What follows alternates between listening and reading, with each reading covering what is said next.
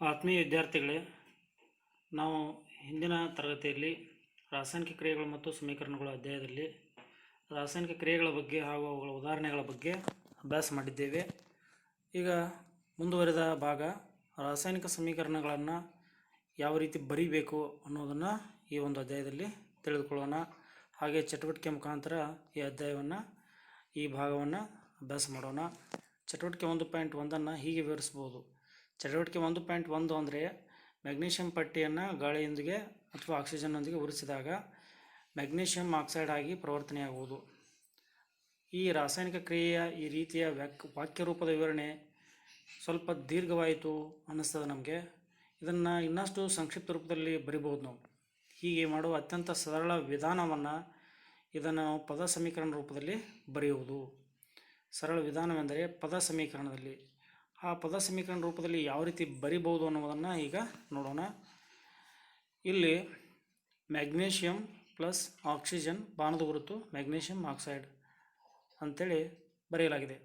ಆದರೆ magnesium plus ಆಕ್ಸಿಜನನ್ನು ಏನಂತ ತಗೊಳ್ತೀವಿ ನಾವು, ಇಲ್ಲಿ ಎಡಭಾಗಕ್ಕೆ ಪ್ರತಿವರ್ತಕಗಳು ಅಂತ ಕರಿತೀವಿ. ಬಲಭಾಗದಲ್ಲಿರ್ತಕ್ಕಂತಹ ಮ್ಯಾಗ್ನೀಷಿಯಂ ಆಕ್ಸೈಡನ್ನು ಉತ್ಪನ್ನ ಅಂತೇಳಿ ಕರಿತೀವಿ. ಆದರೆ ಒಂದು ರಾಸಾಯನಿಕ ಸಮೀಕರಣದಲ್ಲಿ ಎರಡು ಮುಖ್ಯ ಭಾಗಗಳಿರ್ತವೆ. ಒಂದು ಪ್ರತಿವರ್ತಕಗಳು, ಉತ್ಪನ್ನಗಳು. ಎಡಭಾಗಕ್ಕಿರ್ತಕ್ಕಂಥವು ಪ್ರತಿವರ್ತಕಗಳು, ಬಲಭಾಗಕ್ಕಿರ್ತಕ್ಕಂಥವು ಉತ್ಪನ್ನಗಳು. ಬಾಣದ ಗುರುತಿನಿಂದ ಬಲಕ್ಕೆ ಇರ್ತಕ್ಕಂಥವುಗಳನ್ನು ಉತ್ಪನ್ನಗಳು ಅಂತ ಕರಿತೀವಿ. ಹಾಗಾದರೆ ಈ ಒಂದು ರಾಸಾಯನಿಕ ಕ್ರಿಯೆ 1.1ರಲ್ಲಿ ರಾಸಾಯನಿಕ ಬದಲಾವಣೆಗೆ ಒಳಗಾಗುವ ವಸ್ತುಗಳಾದಂತಹ ಮ್ಯಾಗ್ನೀಷಿಯಂ ಮತ್ತು ಆಕ್ಸಿಜನ್ಗಳು ಪ್ರತಿವರ್ತಕಗಳಾಗಿವೆ. ಹಾಗಾದರೆ ಇಲ್ಲಿ ಮ್ಯಾಗ್ನೀಷಿಯಂ ಮತ್ತು ಆಕ್ಸಿಜನ್ ಪ್ರತಿವರ್ತಕಗಳಾಗಿವೆ. ಈ ಕ್ರಿಯೆಯಲ್ಲಿ ಉತ್ಪನ್ನವಾಗಿ ಹೊಸ ವಸ್ತು ಮ್ಯಾಗ್ನೀಷಿಯಂ ಆಕ್ಸೈಡ್ ಇದ್ದದ್ದು ಬಿಡುಗಡೆಯಾಗಿದೆ. ಪ್ರತಿವರ್ತಕಗಳು ಉತ್ಪನ್ನಗಳಾಗಿ ಪರಿವರ್ತನೆಯಾಗುವುದನ್ನು ಪದ ಸಮೀಕರಣವು ಅವುಗಳ ನಡುವೆ ಬರೆದು ಬಾಣದ ಗುರುತಿನ ಮೂಲಕ ಏನು ಮಾಡಲಾಗುತ್ತದೆ, ತೋರಿಸಲಾಗುತ್ತದೆ. ಹಾಗಾದರೆ ಪ್ರತಿವರ್ತಕಗಳು ಎಡಭಾಗದಲ್ಲಿರ್ತವೆ ಮತ್ತು ಉತ್ಪನ್ನಗಳು ಬಲಭಾಗದಲ್ಲಿರ್ತವೆ. ಇವುಗಳನ್ನು ಮಧ್ಯಭಾಗದಲ್ಲಿ ಒಂದು ಬಾಣದ ಗುರುತನ್ನು ಬರೆದು ಇದನ್ನು ಏನು ಮಾಡಲಾಗ್ತದೆ, ತೋರಿಸಲಾಗ್ತದೆ. ಇನ್ನು ಪ್ರತಿವರ್ತಕಗಳನ್ನು ಅವುಗಳ ನಡುವೆ ಒಂದು ಸಂಕಲನ ಚಿಹ್ನೆ ಬಳಸಿ ಏನು ಮಾಡ್ತೀವಿ, ಎಡಬದಿಯಲ್ಲಿ ಬರೆಯುತ್ತೇವೆ. ಅದೇ ರೀತಿ ಉತ್ಪನ್ನಗಳನ್ನು ಬರೆಯುವಾಗೂ ಸಹಿತ ಅವುಗಳ ನಡುವೆ ಸಂಕಲನ ಚಿಹ್ನೆಯನ್ನು ಬಳಸಿ ಬಲಬದಿಯಲ್ಲಿ, ಅಂದರೆ RHS ರೈಟ್ ಹ್ಯಾಂಡ್ ಸೈಡ್ ಅಂತೇಳಿ ಕರಿತೀವಿ, ಅಲ್ಲಿ ಬರೆಯಲಾಗುತ್ತದೆ. ಬಾಣದ ಚಿಹ್ನೆಯು ಉತ್ಪನ್ನಗಳತ್ತ ಮುಖ ಮಾಡಿರುತ್ತದೆ ಮತ್ತು ಕ್ರಿಯೆಯ ದಿಕ್ಕನ್ನು ಏನು ಮಾಡ್ತದೆ, ತೋರಿಸುತ್ತದೆ. ಆ ಬಾಣದ ಚಿಹ್ನೆ ಏನಾಗ್ತದೆ, ಉತ್ಪನ್ನದ ಕಡೆ ಮುಖ ಮಾಡಿರ್ತದೆ. ಹಾಗೆ ಕ್ರಿಯೆಯೇ ಯಾವ ಕಡೆ ನಡೀತದ ಅದನ್ನು ದಿಕ್ಕನ್ನು ಏನು ಮಾಡ್ತದೆ, ಅದು ಬಾಣದ ಗುರುತು ತೋರಿಸ್ತದೆ. ಹಾಗೆ ರಾಸಾಯನಿಕ ಸಮೀಕರಣವನ್ನು ಹೇಗೆ ಬರೆಯುವುದು? ರಾಸಾಯನಿಕ ಸಮೀಕರಣವನ್ನು ಪ್ರತಿನಿಧಿಸುವ ಯಾವುದಾದ್ರೂ ಇನ್ನೂ ಸಂಕ್ಷಿಪ್ತ ವಿಧಾನವಿದೆಯೇ? ಹೌದು. ನಾವು ಪದಗಳ ಬದಲು ರಾಸಾಯನಿಕ ಸೂತ್ರಗಳನ್ನು ಬಳಸಿದರೆ ರಾಸಾಯನಿಕ ಸಮೀಕರಣಗಳನ್ನು ಇನ್ನಷ್ಟು ಸಂಕ್ಷಿಪ್ತ ಮತ್ತು ಉಪಯುಕ್ತವಾಗಿ ನೋಡಬಹುದು. ರಾಸಾಯನಿಕ ಸಮೀಕರಣವು ರಾಸಾಯನಿಕ ಕ್ರಿಯೆಯನ್ನು ಪ್ರತಿನಿಧಿಸುತ್ತದೆ. ಇಲ್ಲಿ ಮ್ಯಾಗ್ನೀಷಿಯಂ ಆಕ್ಸಿಜನ್ ಮತ್ತು ಮ್ಯಾಗ್ನೀಷಿಯಂ ಆಕ್ಸೈಡ್ಗಳ ಅನುಸೂತ್ರಗಳನ್ನು ನಾವು ನೆನಪಿಸಿಕೊಂಡರೆ ಇಲ್ಲಿ ಒಂದು ಪದ ಸಮೀಕರಣವನ್ನು ಹೀಗೆ ಬರೀಬಹುದು ನಾವು. Mg ಪ್ಲಸ್ O2 ಬಾಣದ ಗುರುತು MgO. Mg ಅಂದರೆ ಮ್ಯಾಗ್ನೀಷಿಯಂ ಪ್ಲಸ್ O2 ಅಂದರೆ ಆಕ್ಸಿಜನ್. ನೋಡಿ, Mg ಪ್ಲಸ್ O2 ಇದು ಪ್ರತಿವರ್ತಕಗಳಲ್ಲಿ ಬರುವಂಥದ್ದು. ಇದುಗಳಿಗೆ ಏನಂತ ಕರಿತೀವಿ, ರಿಯಾಕ್ಟೆಂಟ್ಸ್ ಅಂತೇಳಿ ಕರಿತೀವಿ ಇಂಗ್ಲೀಷ್ದಲ್ಲಿ. ಬಾಣದ ಗುರುತಿನ ಬಲಭಾಗದಲ್ಲಿರ್ತಕ್ಕಂಥವು MgO ಮ್ಯಾಗ್ನೀಷಿಯಂ ಆಕ್ಸೈಡ್. ಇದನ್ನು ಉತ್ಪನ್ನ ಪ್ರಾಡಕ್ಟ್ಸ್ ಅಂತೇಳಿ ಕರಿತೀವಿ, ಮ್ಯಾಗ್ನೀಷಿಯಂ ಆಕ್ಸೈಡ್. ಹೀಗೆ ಇದನ್ನು ಸೂತ್ರದ ರೂಪದಲ್ಲಿ, ಅಂದರೆ ರಾಸಾಯನಿಕ ಸೂತ್ರಗಳನ್ನು ಬಳಸಿ ಒಂದು ಸಮೀಕರಣವನ್ನು ಬರೆಯಲಾಗಿದೆ. ಗಮನಿಸಿ ವಿದ್ಯಾರ್ಥಿಗಳೇ. ಹಾಗೆ ರಾಸಾಯನಿಕ ಸಮೀಕರಣವನ್ನು ಹೇಗೆ ಬರೀಬೇಕು? ಬಾಣದ ಗುರುತಿನ ಎಡ ಮತ್ತು ಬಲ ಬದಿಗಳಲ್ಲಿರುವ ಪ್ರತಿ ಧಾತುವಿನ ಪರಮಾಣುಗಳನ್ನು ಲೆಕ್ಕ ಮಾಡಬೇಕು ಮತ್ತು ಹೋಲಿಸಬೇಕು. ಪ್ರತಿ ಧಾತುವಿನ ಪರಮಾಣುಗಳು ಎರಡೂ ಬದಿಯಲ್ಲಿ ಸಮನಾಗಿವೆ ಅನ್ನೋದನ್ನು ನೋಡಬೇಕು. ಅಂದರೆ ಪ್ರತಿವರ್ತಕಗಳಲ್ಲಿ ಎಷ್ಟು ಪರಮಾಣುಗಳಿರುತ್ತವೆಯೋ ಅಷ್ಟೇ ಸಂಖ್ಯೆಯ ಪರಮಾಣುಗಳು ಉತ್ಪನ್ನಗಳಲ್ಲಿ ಇರಬೇಕು. ಹೌದು ಎಂದಾದಲ್ಲಿ ಸಮೀಕರಣ ಸರಿದೂಗಿಸಲ್ಪಟ್ಟಿದೆ ಎಂದು ತಿಳಿದು ಬರುತ್ತದೆ. ಇಲ್ಲದೇ ಹೋದರೆ ಸಮೀಕರಣವು ಸರಿದೂಗಿಸಿರುವುದಿಲ್ಲ. ಅಂದರೆ ಪ್ರತಿವರ್ತಕಗಳಲ್ಲಿ ಮತ್ತು ಉತ್ಪನ್ನಗಳಲ್ಲಿರುವ ಪರಮಾಣುಗಳ ಸಂಖ್ಯೆಗೆ ಹೋಲಿಕೆಯಾಗದೇ ಇದ್ದರೆ ಆ ಸಮೀಕರಣವು ಸರಿದೂಗಿಸಲ್ಪಟ್ಟಿಲ್ಲ ಅನ್ನುವುದು ಖಾತ್ರಿಯಾಗುತ್ತದೆ.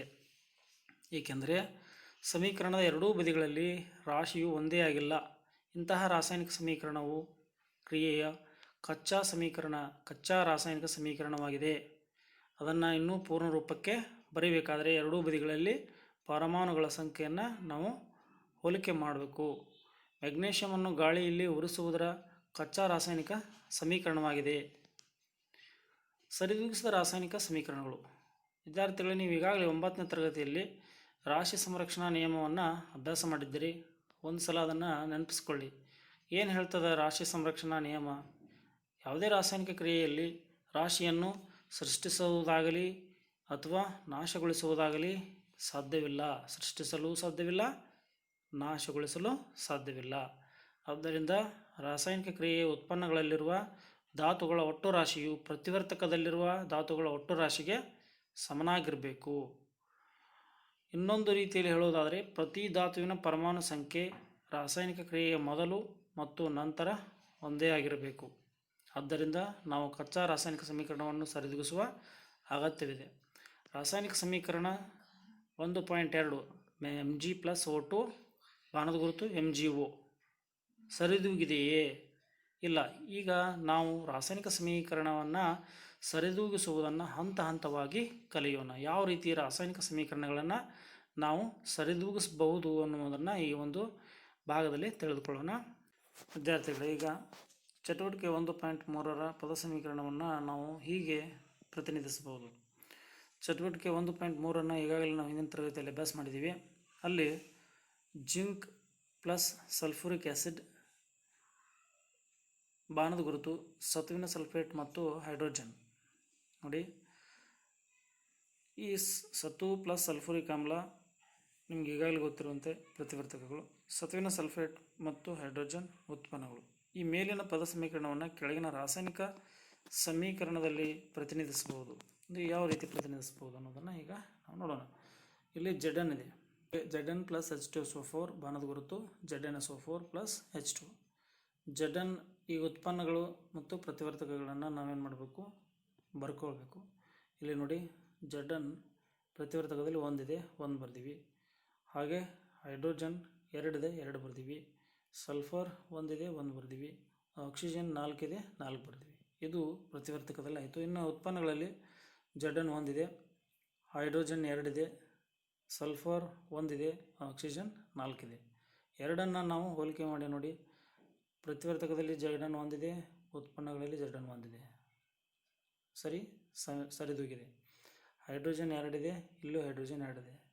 ಸಲ್ಫರ್ 1 ಇದೆ, ಸಲ್ಫರ್ 1 ಇದೆ. Oxygen 4, oxygen 4. ಹೀಗೆ ಎರಡೂ ಸಮ ಪ್ರಮಾಣದಲ್ಲಿರುವುದರಿಂದ ಈ ಒಂದು ರಾಸಾಯನಿಕ ಕ್ರಿಯೆ ಏನಾಗಿದೆ? ಸರಿದೂಗಿಸಲ್ಪಟ್ಟಿದೆ. ಹೀಗೆ ಒಂದು ರಾಸಾಯನಿಕ ಸಮೀಕರಣ ಸರಿದೂಗಿದೇನೋ ಅಥವಾ ಇಲ್ಲವೋ ಅನ್ನೋದನ್ನು ನಾವು ಕಂಡುಹಿಡಬೇಕಾದ್ರೆ ಈ ರೀತಿ LHS ಮತ್ತು RHS ಬರ್ಕೊಂಡು ಚೆಕ್ ಮಾಡಬೇಕು. ಆವಾಗ ನಮಗೆ ಗೊತ್ತಾಗುತ್ತೆ. ಕೆಲವೊಂದಿಷ್ಟು ಪ್ರಶ್ನೆಗಳು ಏನು ಮಾಡಿ ನೀವು ಹೋಮ್ವರ್ಕ್ ಮಾಡಿ. ಮೆಗ್ನೀಷಿಯಂ ಪಟ್ಟಿಯನ್ನು ಗಾಳಿಯಲ್ಲಿ ಉರಿಸುವ ಮೊದಲು ಸ್ವಚ್ಛಗೊಳಿಸಬೇಕು. ಏಕೆ? ಕೆಳಗಿನ ರಾಸಾಯನಿಕ ಕ್ರಿಯೆಗಳಿಗೆ ಸರಿದೂಗಿಸುವ ಸಮೀಕರಣ ಬರೆಯಿರಿ. ಹೈಡ್ರೋಜನ್ ಪ್ಲಸ್ ಕ್ಲೋರಿನ್ ಬಾಣದ ಗುರುತು hydrogen chloride. Barium chloride plus aluminium sulphate ಬಾಣದ ಗುರುತು barium sulphate plus aluminium chloride. Sodium plus ನೀರು ಸೋಡಿಯಂ ಹೈಡ್ರಾಕ್ಸೈಡ್ ಪ್ಲಸ್ ಹೈಡ್ರೋಜನ್. ಈ ಎರಡನೇ ಒಂದು ಪ್ರಶ್ನೆಯಲ್ಲಿ ಬರುವಂತಹ ರಾಸಾಯನಿಕ ಕ್ರಿಯೆಗಳನ್ನು ಏನು ಮಾಡಿ ಸರಿದೂಗಿಸಿ ಸಮೀಕರಣ ಬರೆಯಿರಿ. ಹಾಗೆ ಮೂರನೇದು ಪ್ರಶ್ನೆ, ಈ ಕೆಳಗಿನ ಕ್ರಿಯೆಗಳಿಗೆ ಸಂಕೇತಗಳೊಂದಿಗೆ ಸರಿದೂಗಿಸಿದ ರಾಸಾಯನಿಕ ಸಮೀಕರಣ ಬರೆಯಿರಿ. ಬೇರಿಯಂ ಕ್ಲೋರೈಡ್ ಮತ್ತು ಸೋಡಿಯಂ ಸಲ್ಫೇಟ್ನ ಜಲೀಯ ದ್ರಾವಣಗಳು ವರ್ತಿಸಿ ಸೋಡಿಯಂ ಕ್ಲೋರೈಡ್ ದ್ರಾವಣ ಮತ್ತು ಜಲ ವಿಲೀನಗೊಳ್ಳದ ಬೇರಿಯಂ ಸಲ್ಫೇಟ್ ಉಂಟುಮಾಡುತ್ತವೆ. ಸೋಡಿಯಂ ಹೈಡ್ರಾಕ್ಸೈಡ್ ದ್ರಾವಣ ನೀರಿನಲ್ಲಿ ಹೈಡ್ರೋಕ್ಲೋರಿಕ್ ಆಮ್ಲದ ದ್ರಾವಣದೊಂದಿಗೆ ವರ್ತಿಸಿ ಸೋಡಿಯಂ ಕ್ಲೋರೈಡ್ ದ್ರಾವಣ ಮತ್ತು ನೀರನ್ನು ಉತ್ಪತ್ತಿ ಮಾಡುತ್ತದೆ. ಇವುಗಳ ರಾಸಾಯನಿಕ ಸಮೀಕರಣವನ್ನು ಏನು ಮಾಡಬೇಕು? ಬರಿಬೇಕು. ಇನ್ನು ನೆಕ್ಸ್ಟ್ ಕ್ಲಾಸ್ದಲ್ಲಿ ನಾವು ರಾಸಾಯನಿಕ ಸಮೀಕರಣಗಳ ವಿಧಗಳನ್ನು ನಾವೇನು ಮಾಡೋಣ? ಅಭ್ಯಾಸ ಮಾಡೋಣ. ಧನ್ಯವಾದಗಳು.